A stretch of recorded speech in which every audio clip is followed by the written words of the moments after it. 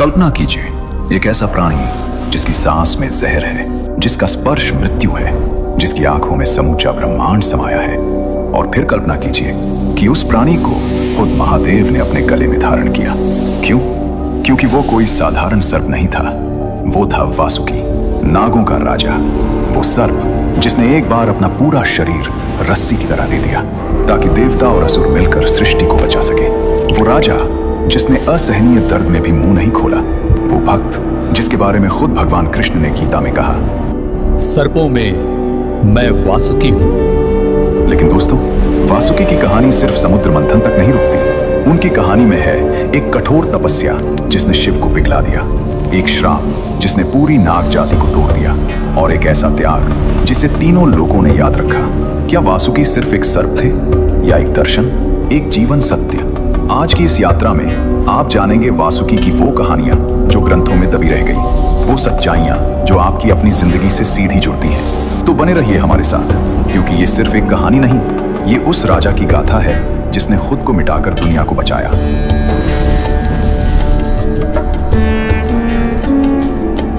दोस्तों, सबसे पहले बात करते हैं वासुकी थे कौन। हमारे पुराणों में, खासकर महाभारत, विष्णु पुराण, शिव पुराण और भागवत पुराण में वासुकी का उल्लेख बड़े ही आदर और श्रद्धा के साथ किया गया है। वासुकी महर्षि कश्यप और उनकी पत्नी कद्रु माता के पुत्र थे। कद्रु को सर्पों की माता कहा जाता है। उनके गर्भ से हजारों नागों ने जन्म लिया, शेषनाग, वासुकी, तक्षक, कर्कोटक, पद्म और भी अनेक। लेकिन इन सब में वासुकी अलग थे। आपने शेषनाग का नाम जरूर सुना होगा। शेषनाग जो भगवान विष्णु की शैया है, जिनके फन पर पूरी पृथ्वी टिकी है। शेषनाग ज्येष्ठ थे, सबसे बड़े। लेकिन वासुकी नागराज थे, नागलोक के राजा। वो जो काम करते थे वो न शेषनाग ने किया न किसी और ने। अगर शेषनाग शक्ति और धैर्य के प्रतीक हैं, तो वासुकी त्याग और भक्ति के। शेषनाग विष्णु की सेवा में है, वासुकी शिव के गले में है। दोनों महान, लेकिन दोनों के रास्ते अलग, दोनों की कहानियां अलग। वासुकी के बारे में ग्रंथों में कहा गया है कि उनके पास एक अद्भुत नागमणि थी जो उनके मस्तक पर चमकती थी। इस मणि की रोशनी इतनी तेज थी कि अंधेरे में भी पूरा नागलोक जगमगा उठता था। उन्हें 9 फनों वाला भी कहा जाता है। हर फन एक दिशा का, एक शक्ति का प्रतीक। उनकी आंखों में एक अजीब सम्मोहन था। कोई भी उनकी आंखों में देखता तो उसे अपनी गलतियां खुद याद आ जाती थी। वो न्याय के राजा थे, न कमजोर पर अत्याचार करते थे, न शक्तिशाली से डरते थे। लेकिन उनकी सबसे बड़ी पहचान थी उनकी भक्ति। वासुकी नागलोक के राजा थे। नागलोक यानी पाताल लोक का वो हिस्सा जहां सर्पों का साम्राज्य था, जहां रत्न माणिक्य से भरे महल थे, जहां नाग कन्याएं नृत्य करती थीं, जहां ज्ञान की नदियां बहती थीं, और जहां वासुकी न्याय और प्रेम के साथ राज करते थे। उनके दरबार में कोई भेद नहीं था, छोटा नाग हो या बड़ा, सबको समान न्याय मिलता था। यही उनकी महानता थी, यही उनका धर्म था। लेकिन दोस्तों, वासुकी की असली कहानी की शुरुआत होती है उस तपस्या से जो उन्होंने भगवान शिव के लिए की थी। बहुत पहले की बात है, जब नागलोक अभी अभी बसा था, जब वासुकी अभी युवा थे। वासुकी ने सुना था शिव के बारे में, उन महादेव के बारे में जो तीनों लोकों के स्वामी हैं, जो भस्म लगाते हैं, जो श्मशान में रहते हैं, जो मृत्यु से भी नहीं डरते। और वासुकी के मन में एक इच्छा जागी, मैं इन्हीं की सेवा करूंगा, इन्हीं को अपना सब कुछ दूंगा। वासुकी ने तपस्या शुरू की, कठोर, बहुत कठोर। वासुकी हिमालय की गुफा में बैठ गए, ध्यान में। उन्होंने भोजन त्याग दिया, जल त्याग दिया। ओम नमः शिवाय। दिन बीते, महीने बीते, साल बीते। जंगल में तूफान आए, बर्फ गिरी, धरती कांपी, लेकिन वासुकी नहीं हिले। उनके शरीर पर दीमकें चढ़ गईं, लेकिन वो नहीं हिले। उनके चारों ओर जंगल की आग लग गई, लेकिन वो नहीं हिले। बस एक ही नाम, शिवत शिवत शिव। और फिर एक दिन वो पल आया, जमीन हिली, आकाश गरजा, और वासुकी के सामने प्रकट हुए भगवान शिव। जटा में गंगा, माथे पर चंद्रमा, गले में रुद्राक्ष, आंखों में एक अजीब शांति। शिव ने वासुकी को देखा, मुस्कुराए और बोले, वासुकी, तुम्हारी भक्ति ने मुझे यहाँ खींच लिया, मांगो क्या चाहते हो। वासुकी ने आंखें खोली, शिव को देखा और बोले, प्रभु, मुझे कुछ नहीं चाहिए, बस इतना कि मैं हमेशा आपके पास रहूं, आपकी सेवा में। शिव एक पल के लिए चुप रहे और फिर बोले, तथास्तु, आज से तुम मेरे गले के आभूषण बनोगे। दोस्तों, सोचिए इस पल को, जो भगवान तीनों लोकों के स्वामी हैं, जिनके पास देने को सब कुछ था, धन, शक्ति, अमरता। और वासुकी ने मांगा क्या? बस सेवा का अधिकार। यही सच्ची भक्ति है, जो मांगता नहीं, जो देता है। और शिव ने भी इसे समझा, इसीलिए उन्होंने वासुकी को ऐसा स्थान दिया जो किसी देवता को नहीं मिला, खुद अपने गले में। आज भी जब आप शिव की तस्वीर देखते हैं, उनके गले में लिपटा नाग वो वासुकी है, आज भी, हर पल। लेकिन दोस्तों, वासुकी की कहानी यहाँ नहीं रुकती। अब आने वाला था वो दिन जो वासुकी की असली परीक्षा था। वो दिन जब उनकी जान दांव पर थी, जब उन्हें एक ऐसे काम के लिए हाँ कहनी थी जिसका दर्द शायद मृत्यु से भी बड़ा था। त्रेता युग की बात है। देवताओं और असुरों के बीच हमेशा से युद्ध चलता रहता था। देवता जीतते, असुर हारते, फिर असुर जीतते, देवता हारते। एक बार देवताओं को ऋषि दुर्वासा का श्राप मिला। उनकी दिव्य शक्ति क्षीण हो गई। देवताओं के राजा इंद्र अपना राज खो बैठे। स्वर्ग पर असुरों का कब्जा हो गया। देवता भागते भागते भगवान विष्णु के पास पहुंचे। विष्णु जी ने कहा, घबराओ नहीं, क्षीर सागर का मंथन करो, उससे अमृत निकलेगा। वो अमृत पीकर तुम अमर हो जाओगे, फिर कोई असुर तुम्हें नहीं हरा सकेगा। लेकिन समुद्र मंथन करना आसान नहीं था। मंथन के लिए मंदराचल पर्वत को मथानी बनाना था, और मथानी के लिए एक रस्सी चाहिए थी। कोई साधारण रस्सी नहीं, ऐसी रस्सी जो पूरे मंदराचल पर्वत को थाम सके, जिसमें इतनी शक्ति हो कि देवता और असुर दोनों मिलकर खींचे तो भी टूटे नहीं। ब्रह्मा जी बोले, इस काम के लिए सिर्फ एक ही रस्सी काम आएगी। देवता उत्साहित हुए। कौन सी? ब्रह्मा जी ने कहा, वासुकी।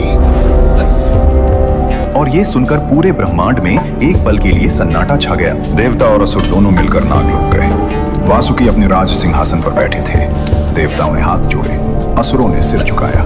बोले, हे नागराज, हमें आपकी जरूरत है, समुद्र मंथन के लिए, सृष्टि की रक्षा के लिए। वासुकी समझ गए क्या मांगा जा रहा है। वो जानते थे इस काम में क्या होगा। पर्वत का भार उनकी पीठ पर होगा, दोनों तरफ से खिंचाई होगी, उनका शरीर टूटेगा, उनके घाव होंगे, उनका जहर बाहर निकलेगा। एक पल वासुकी चुप रहे और फिर बोले, मैं तैयार हूं। मंथन शुरू होता है। मंदराचल पर्वत समुद्र के बीच रखा गया। वासुकी ने उसके चारों ओर अपना शरीर लपेट लिया। देवता एक तरफ खड़े हुए, असुर दूसरी तरफ, और खिंचाई शुरू हुई। 1, 2, 3, पर्वत घूमा, समुद्र हिला, लेकिन साथ ही वासुकी का दर्द शुरू हुआ। पर्वत का वजन उनकी रीढ़ पर था, दोनों तरफ से खिंचाव था। उनका शरीर जगह जगह से छिल रहा था, लेकिन वो कुछ नहीं बोले, चुपचाप सहते रहे। भगवान विष्णु ने एक चतुर योजना बनाई थी। उन्होंने देवताओं से कहा, वासुकी की पूंछ की तरफ खड़े रहो। असुरों ने सोचा, हम तो सिर की तरफ रहेंगे, सिर में शक्ति होती है, हम ज्यादा ताकत से खींचेंगे। उन्हें नहीं पता था विष्णु ने उन्हें फंसा दिया था। जैसे जैसे मंथन तेज हुआ, वासुकी के मुंह से धुआं निकलने लगा, आग के गोले निकलने लगे, और वो सीधे असुरों के मुंह पर जा रहे थे। असुर जलने लगे, भागने लगे, चिल्लाने लगे, लेकिन वासुकी को पता भी नहीं था कि उनका दर्द देवताओं की रक्षा कर रहा है, उनकी तकलीफ किसी के काम आ रही है। मंथन होता रहा, एक के बाद एक अद्भुत अकल्पनीय चीजें निकलने लगी। कामधेनु, वो गाय जो हर इच्छा पूरी करती है, उच्चैश्रवा, 7 मुखों वाला दिव्य घोड़ा, ऐरावत, 4 सूंड वाला श्वेत हाथी जो इंद्र का वाहन बना, कल्प वृक्ष, वो पेड़ जिसके नीचे बैठने से हर कामना पूरी होती है, रंभा जैसी अप्सराएं जिन्होंने स्वर्ग को सजाया, माँ लक्ष्मी जो विष्णु जी की संगिनी बनी, धन्वंतरी, देवताओं के वैद्य, हाथ में अमृत का कलश लिए। एक से बढ़कर एक रत्न निकल रहे थे। देवता प्रसन्न थे, लेकिन तभी कुछ और निकला, कुछ ऐसा जिसे देखकर देवता और असुर दोनों कांप गए। हलाहल, महाविष। समुद्र की सतह काली पड़ने लगी। एक अजीब गंध आई, ऐसी जो नाक और फेफड़े जला दे। पानी उबलने लगा, पेड़ सूखने लगे, पक्षी आकाश से गिरने लगे, और फिर निकला हलाहल, कालकूट विष, महाविष। ऐसा जहर जो पूरी सृष्टि को एक पल में नष्ट कर सकता था। देवता भागे, असुर भागे, ब्रह्मा जी स्तब्ध हो गए। और वासुकी अभी भी वहीं थे, उसी पर्वत से लिपटे हुए। वो भाग नहीं सकते थे, उन्होंने वचन दिया था। उन्होंने उस हलाहल की गंध महसूस की।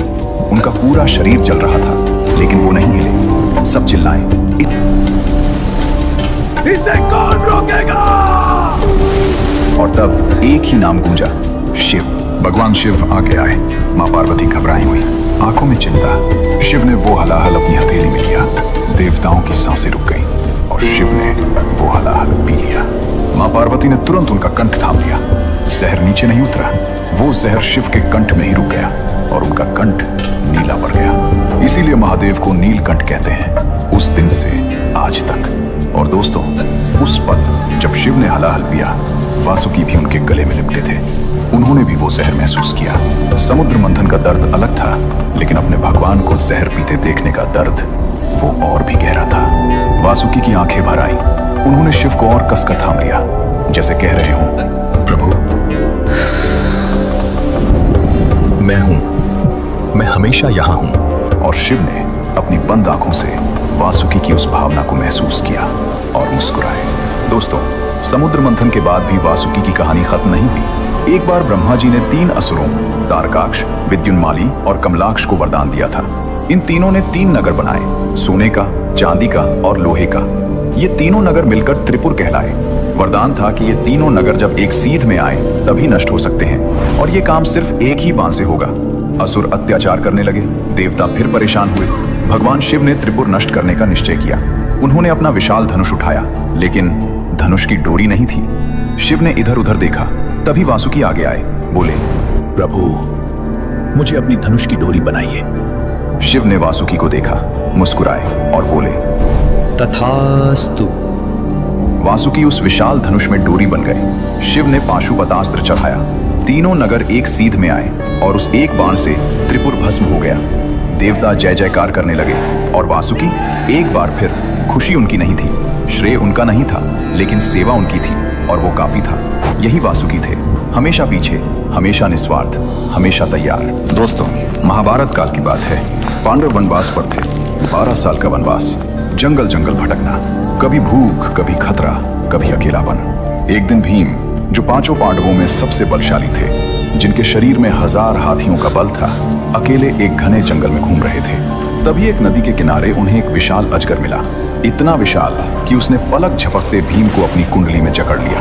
भीम ने पूरी ताकत लगाई, लेकिन वो हिल भी नहीं पाए। जो भीम पहाड़ तोड़ सकते थे, आज एक सर्प की पकड़ में थे। ये कोई साधारण सर्प नहीं था, ये थे नाग वंश के एक महान राजा, जो किसी श्राप के कारण अजगर बन गए थे। श्राप था कि जब कोई ज्ञानी पुरुष उनके सवालों का सही जवाब दे, तभी उनका उद्धार होगा। भीम के पास बल था, ज्ञान नहीं, इसलिए वो असहाय थे। जब बहुत देर तक भीम नहीं लौटे, तो युधिष्ठिर उन्हें ढूंढते हुए वहां पहुंचे। उन्होंने देखा भीम उस विशाल सर्प की पकड़ में है। युधिष्ठिर घबराए नहीं, उन्होंने शांति से उस सर्प से बात की। उनके हर सवाल का सही, गहरा और धर्मयुक्त जवाब दिया, और उस जवाब से उस नाग राजा का श्राप टूट गया। वो मुक्त हो गए। उन्होंने आशीर्वाद देकर प्रस्थान किया।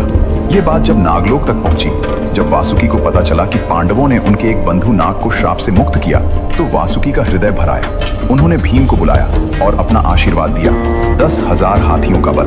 भीम जो पहले से ही अजेय थे, अब और भी शक्तिशाली हो गए। दोस्तों, अब तक आपने देखा कि वासुकी ने कितना त्याग किया, कितना दर्द सहा, कितनी बार सबकी मदद की। लेकिन एक दिन ऐसा आया जब वासुकी खुद टूट गए, और इस दर्द की जड़ थी उनकी अपनी मां कद्रू। हुआ यूं कि एक बार कद्रू और उनकी सौतेली बहन विंता के बीच एक शर्त लगी। शर्त थी, देवताओं के दिव्य घोड़े उच्चैश्रवा की पूंछ किस रंग की है। कद्रू ने कहा काली है, विंता ने कहा सफेद है। जो हारे वो जीतने वाले की दासी बनेगी। अब असलियत ये थी कि घोड़े की पूंछ सफेद थी, यानी कद्रू हारने वाली थी। लेकिन कद्रू को दासी नहीं बनना था, तो उन्होंने अपने नाग पुत्रों को बुलाया और कहा, जाओ, उस घोड़े की पूंछ पर लिपट जाओ। बाल बाल काले दिखने चाहिए। कुछ नागों ने डर के मारे हाँ कर दी, लेकिन कई नागों ने साफ मना कर दिया। बोले, माँ, ये झूठ है, यह पाप है, हम नहीं करेंगे। कद्रू को गुस्सा आया। उन्होंने उन सभी नागों को श्राप दे दिया। तुम सब एक दिन अग्नि में जलोगे। एक माँ ने अपने ही बच्चों को श्राप दे दिया, सिर्फ इसलिए कि उन्होंने झूठ बोलने से मना किया था, और उस एक श्राप का बोझ पूरी नाग जाति को उठाना था। वासुकी को जब ये पता चला, उनका मन भारी हो गया। वो जानते थे माँ का ये पाप एक दिन भारी पड़ेगा। दोस्तों, ये श्राप सच हुआ। महाभारत के बाद कुरु वंश में एक राजा हुए, जन्मेजय। वो राजा परीक्षित के पुत्र थे, और परीक्षित अर्जुन के पोते थे। एक दिन नाग तक्षक ने राजा परीक्षित को डस लिया। परीक्षित की मृत्यु हो गई। जन्मेजय टूट गए। पिता की मृत्यु का दर्द असहनीय था, और वो दर्द धीरे धीरे क्रोध में बदल गया। जन्मेजय ने सोचा, सिर्फ तक्षक को नहीं, पूरी नाग जाति को खत्म करूंगा। उन्होंने एक महायज्ञ शुरू किया, सर्प यज्ञ। ये यज्ञ कोई साधारण यज्ञ नहीं था। इसमें मंत्र पढ़े जाते थे, और हर मंत्र के साथ एक नाग का नाम लिया जाता था, और वो नाग चाहे कहीं भी हो, खिंचता चला आता था सीधे उस धधकती अग्नि में। मंत्र शुरू हुए, आग धधकने लगी, और नाग एक एक करके उस अग्नि में गिरने लगे। छोटे नाग, बड़े नाग, बूढ़े, बच्चे, माताएं, सब। नागलोक में हाहाकार मच गया। चारों तरफ चीखें थीं, रोना था, दर्द था। वो श्राप सच हो रहा था जो कद्रू ने कभी गुस्से में दिया था। और वासुकी वो नागलोक में बैठे थे और हर उस आवाज को सुन रहे थे। हर मंत्र के साथ एक नाम, हर नाम के साथ एक चेहरा, हर चेहरे के साथ एक याद। यह तो मेरे दरबार का सेवक था। यह तो मेरे भाई का मित्र था। यह तो अभी बच्चा था। वासुकी की आंखें भर आईं। जो राजा कभी नहीं रोए थे, समुद्र मंथन के दर्द में नहीं रोए, त्रिपुर दहन में नहीं रोए, आज रो रहे थे। उनकी प्रजा जल रही थी, उनके भाई जल रहे थे और वो कुछ नहीं कर सकते थे क्योंकि ये श्राप था, उनकी अपनी माँ का श्राप। वासुकी के मन में एक ही सवाल था, क्या एक माँ की गलती की सजा हमेशा बच्चों को मिलती है? क्या एक झूठ पूरे वंश को मिटा सकता है? वासुकी ने आंखें बंद की, शिव को याद किया, मन ही मन बोले, प्रभु, मैंने हमेशा सबकी मदद की, आज मेरी मदद करो, रास्ता दिखाओ। दोस्तों, वासुकी की प्रार्थना सुनी गई। दरअसल बहुत पहले जब ये श्राप दिया गया था, तब ब्रह्मा जी ने वासुकी को एक उपाय बताया था। उन्होंने कहा था, वासुकी, तुम्हारी बहन जलत्कारु का विवाह ऋषि जलत्कारु से होगा। उनका एक पुत्र होगा, आस्तिक, और वही आस्तिक एक दिन इस सर्प यज्ञ को रोकेगा। वासुकी को वो बात याद आई। उन्होंने अपनी बहन मनसा देवी की ओर देखा, जो खुद दर्द में थी, खुद रो रही थी। वासुकी ने कहा, बहन, तेरा बेटा ही हमारी आखिरी उम्मीद है।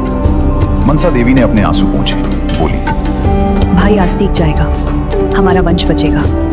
आस्तिक युवा थे, तेजस्वी थे, वेद ज्ञान से भरे हुए। वो उस यज्ञ स्थल पर पहुंचे जहां आग धधक रही थी, मंत्र गूंज रहे थे, हर तरफ भय था। लेकिन आस्तिक निडर थे। उन्होंने वहां वेदों का इतना सुंदर पाठ किया, इतने गहरे ज्ञान की बातें की कि राजा जन्मेजय स्तब्ध रह गए। जन्मेजय ने खुश होकर कहा, मांगो, जो चाहो मांगो।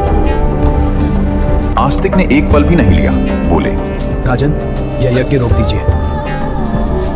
जन्मेजय के मन में द्वंद्व हुआ, लेकिन वचन दे चुके थे, वचन से पीछे नहीं हट सकते थे।